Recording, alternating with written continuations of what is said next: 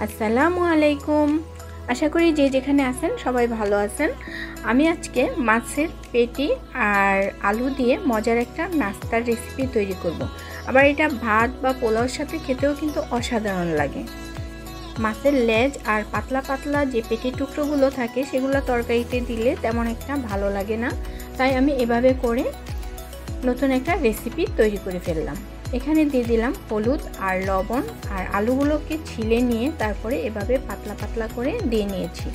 আর দিয়ে নিয়েছি half cup পরিমাণে পানি। এই পরিমাণে পানি দিয়েছি যেন আলু আর মাছটা ভালো মতো সিদ্ধ হয়ে যায় এই পানির মধ্যে। তো আমি একটা ঢাকনা দিয়ে ঢেকে চুলাটা মিডিয়াম টু লো হিটে করে এটা সিদ্ধ করে নিচ্ছি।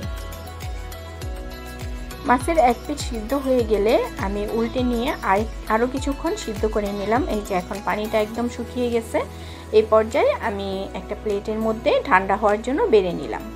ঠান্ডা হয়ে গেলে কাটা বেছে আর আলুগুলোকে ভালো করে ম্যাশ করে নিলাম। আর দিয়ে দিলাম পেঁয়াজ, কাঁচামরিচ আর পুদিনা পাতা হালকা একটু টেলে নিয়ে তারপরে দিয়ে নিয়েছি। আর এখানে একটা ডিম ভেঙে নিলাম আর কুসুমটা এর মধ্যে আমি দিয়ে নিচ্ছি।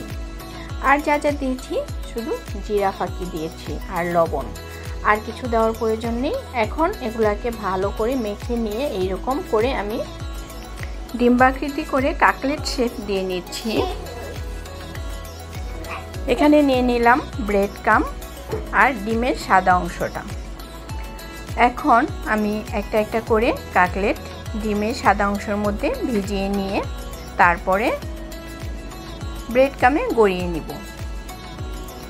তেলটা যথেষ্ট পরিমাণে গরম করে নিয়ে তারপর হালকা একটু চুলার আঁচটা কমিয়ে তারপরে একটা একটা করে কাটলেট ছেড়ে দিয়ে ভেজে নিব। আর আমার মেয়ে এখন আপনাদের সাথে কথা বলবে। আমি এখানেই বিদায় নিচ্ছি। আমার রেসিপি যদি ভালো লাগে তাহলে প্লিজ শেয়ার করে রাখবেন। বলো। মাম্মি মজা মজা খাবার বানায়, তাহলে অনেক মজা লাগবে তোমার জন্য। লাইক এন্ড কমেন্ট শেয়ার করে মজা করে বানাতে হবে, তাহলে মিক্স করতে হবে, মজা করে রান্না করতে হবে। তাহলে তোমাদেরকে আমি লাইক দিব। তোমাকে লাইক দিব। খাবারটা কেমন হলো খাবার কেমন করে জানাবা। Bye bye.